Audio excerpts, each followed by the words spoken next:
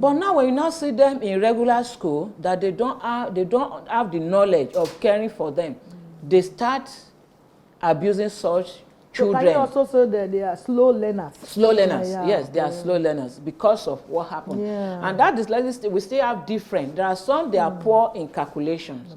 There are some, they are poor in writing. They don't know how to handle their pen. But one thing is that all of them can still be controlled. But all they need is love and acceptance. But we are actually talking about the how will I call it? The serious one. The pathetic one. Yes, and these are those people that they cannot even talk. They don't even know when they are hungry. We have to teach them, force them to eat. There are some people, when they don't cry, they cannot eat. So when you want to feed them, you find the way to do something to make them cry. So when they open their mouth, you feed them. Wonderful. We have people like that. So you can't compare. So that's why sometimes people outside, they think when we are talking about disability, that it's only people on wheelchairs. No, it's not. We have some people that, even we have some children that they were okay, they have been to school, but maybe when they were in their 7th years, 6th year, they have eye fever. And something happened, they cannot cope again. But their brain is still working. So like those kind of people, they already have they are scholars to a bit. Those people, they understand some things in a bit. Those people, you can still communicate with them. But we're talking about children that their brain damaged when they give birth to them. These are people that have not tasted what we are enjoying for free. So the way you think for them, the way you care for them differs. So it's now pathetic when you now see society that's supposed to show them love, to include them into the mainstream, they are now excluding them. Because when you don't accept a parent with special needs, such parents will be ashamed to bring their children outside, so they lock them behind closed doors. So the work of NGO now is to be their mouthpiece. The mouth of NGO now is to talk for them so that society will understand. I think I'm sitting here as we are doing now. We are doing the work of NGOs. Exactly. Because we are telling people outside that when you see person with special needs, we should show them love. Show them accept love. them. There's nothing bad when you play with their shake and say hello, hello, hello. I remember last year during COVID. You're handsome and all that. Which is true. It's not about, which is true. Shake like, that they can shake. Yes. Like last year, apart from government circulations that homes should not allow visitors in because of COVID. Apart from that, normally we don't. And I normally tell people, society, that you see these people you are seeing in home, in Adoka home or in some other homes, they are human. And one thing about them, that once you see them in homes, they don't have contagious diseases. It's we, people outside, that can even contaminate their environment or do this to them. Because before they get into the home, so many things have been done. Tests have been run on them. But the only thing is that they just have their own way of life. And what is their own way of life? They sleep, they don't know how to turn. They are hungry, they don't know how to say it. They may be in their 30s, they may be in their 40s, and they are still on their path. But one thing remain the same, they are human beings. So it's the work of NGOs to be their mouthpiece. And again now, for the home, it's the work of the home to accept them as family. I think we already, that will have taken me to the second question, which says, how can we curb the stigmatization of these ones, and what is the future for them? We're already talking a little about it. They should be accepted. We should joke with them, care for them. That's part of the way we can curb this stigmatization.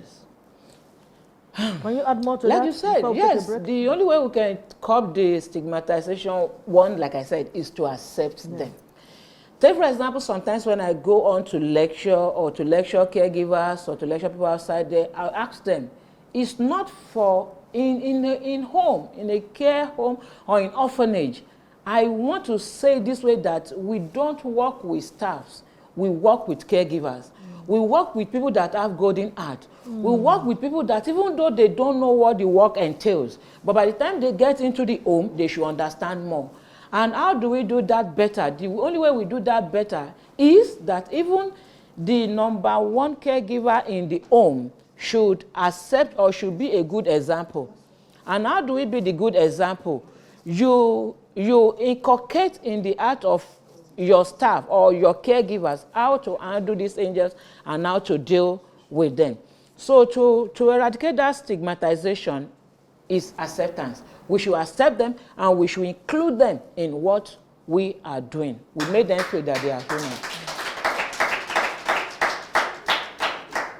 Acceptance both by the parents of the children. Yes. You did have this, accept and give God thanks. Many don't even have at all. Some are crying for children and say, even if now one, even if he is blind, let it be that I have a child. So you parents don't take it that that is something it's not supposed to be. Why should it be the one to give birth to such a child with these special needs? Please accept them. And because you may not be able to give them these special needs or care, you can go to any orphanage home and keep your child, not dumping by the roadside, for crying out loud. Not dumping them by the roadside. Take them to any of the homes where they can be taken good care of. And then care for them on a monthly basis. Send money, send gift items to take care of that your child on a monthly basis. This is how it's supposed to be. Visit monthly basis, or even as much as you can. Don't abandon that child. It's not the child's fault that he came to this world. Please, parents, don't do this. This is wrong. And those of us who are fortunate to, let me use that word, not to have such children, do not also scare them away. Whenever I see them, love them, care for them. I visited one of the homes.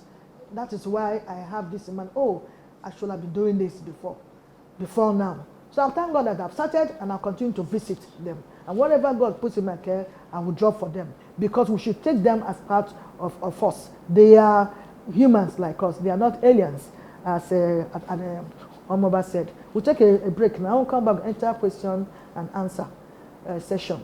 Vivid View. Say and do it. My name is Zamarachi Iyebu. My question is, can a special need be helped to live their fulfilled life? My name is Johnson Korode. I would like to know, man, that I know this is a course that you're doing and it's a great job, and I understand that you need a lot of support and funds, especially from the government.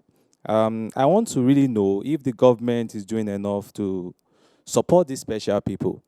If they are, in what area? And if they are not, what do you think they can do, to really support the cause so that you can reach wider audience? Thank you. My name is Rota Actor Oyindamola Salami. Can spinal bifida be rectified after giving birth to?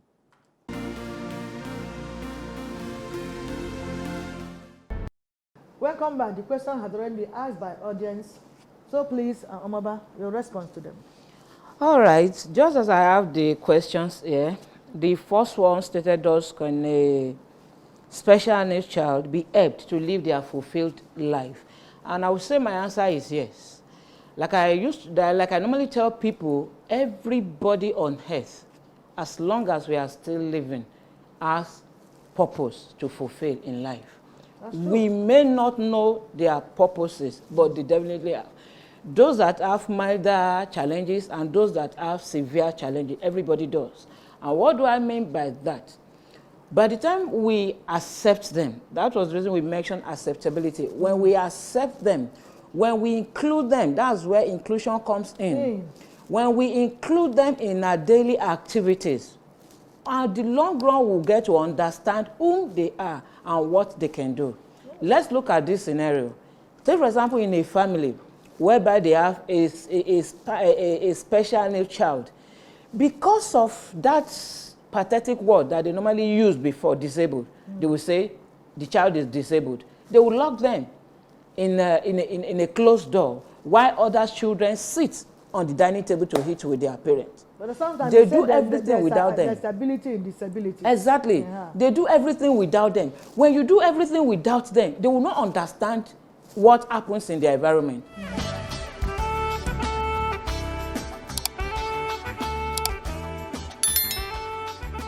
This is Vivid View.